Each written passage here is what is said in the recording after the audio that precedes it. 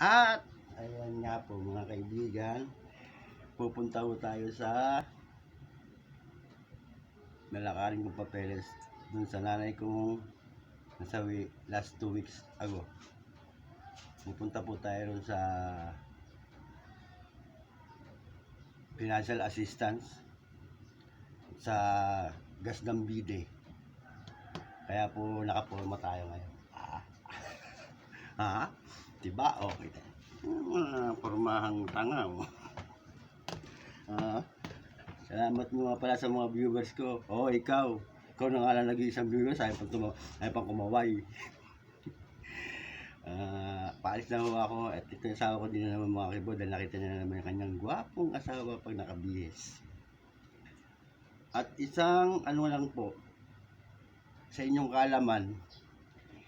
Ang kapunta kasi ako sa Divisoria Ang Divisoria, hindi po siya street o lugar o kalye. Ang pangalan po talaga ng Divisoria na yon ay CM Recto. Kasi doon po ako papunta ngayon. Kumbaga, ano lang, sa inyong kaalaman lang.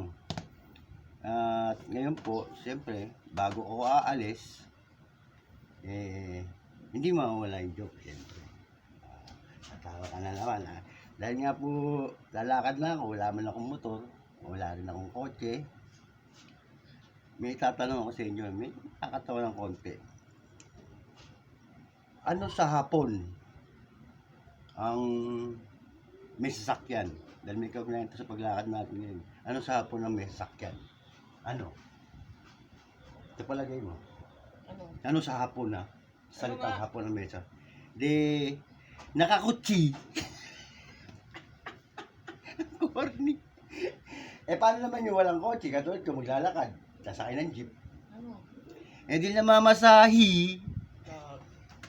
Sige po, ito po muna. Hanggang dito muna tayo.